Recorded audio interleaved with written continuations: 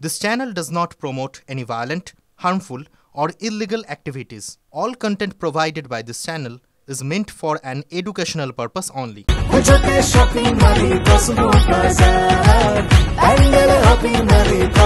Cosmo বাজার পুজোর shopping two pandal hopping, সঙ্গে রয়েছে দারুণ আকর্ষণীয় উপহার।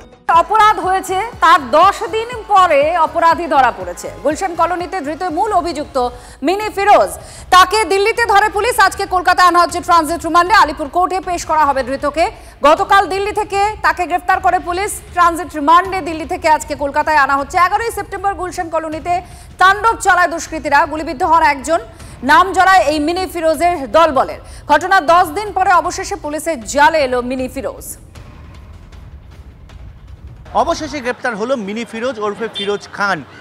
দিল্লির আজমের গেট থেকে কলকাতা পুলিশ তাকে গ্রেপ্তার করেছে। পুলিশ সূত্রে জানা গিয়েছে, বিহারের নওদা জেলা থেকে দিল্লি হয়ে পালাবার চেষ্টা করেছিল মিনি ফিরোজ।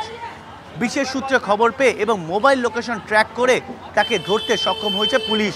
সম্প্রতি কলকাতা পুলিশের কমিশনার জানিয়েছিলেন যে খুব শীঘ্রই মিনি ফিরোজ গ্রেপ্তার হবে। পুলিশ তদন্ত করছে এবং সেই মতোই দেখা গেল মিনি ফিরোজকে পুলিশ নিজেদের হেফাজতে নিতে সক্ষম হয়েছে। গত 11ই সেপ্টেম্বর গুলশান কলোনির ঠিক এইখানেই পড়েছিল বোমা। এমনকি সন্ধ্যায় ঠিক আমরা যেখানে দাঁড়িয়ে আছি সেখানে সহ মোট 4 জায়গায় গুলি চালিয়েছিল তার শাগরেদরা। সেই ঘটনায় মূল অভিযুক্ত ছিল মিনি ফিরোজ এবং অবশেষে তাকে কলকাতা পুলিশ ধরতে সক্ষম হয়েছে। আমার ক্যামেরা পার্সন পিকুকে বলবো সেই জায়গা দেখানোর জন্য। এই ঠিক বিরিয়ানির দোকান, এখানেই পড়েছিল বোমা এবং ছাড়াও টিকটক গলি এবং বিরিয়ানি গলি ছাড়াও একাধিক জায়গায় বোমা পড়েছিল বলে পুলিশে অভিযোগ দায়ের হয় এবং সেই মতো পুলিশ তদন্তে নেমে প্রায় 10 দিন পর মিনি ফিরোজকে ধরতে সক্ষম হলো। ক্যামেরায় পিকু দাসের সঙ্গে সায়ন্ত ভট্টাচার্য, TV9 বাংলা, গুলশান কলোনি। এলাকার শান্তি চায়, কেন ডেভেলপমেন্ট তো হচ্ছে, খুব হচ্ছে।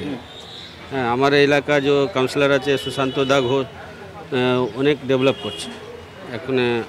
আর শুধু শান্তির দরকার ছিল, সেটা নিশ্চয়ই মানে আশা করি ওর শান্তি থাকবে। কলকাতা পুলিশের উপর আমাদের তো ভরপুর আস্থা আছে।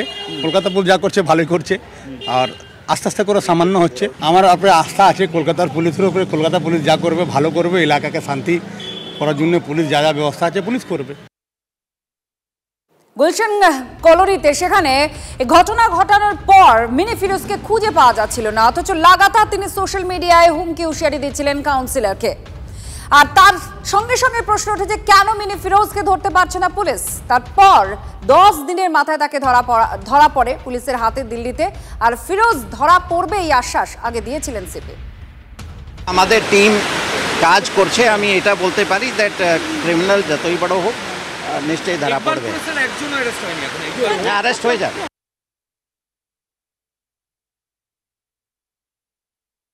এখন গ্রেপ্তার হয়েছে, এতদিন সময় লাগলো পুলিশকে সেই জন্য বঙ্গশ্রী দেওয়া উচিত, বঙ্গরত্ন ফত্ন দিন 2-4টে কিছু এরকম পুলিশকে।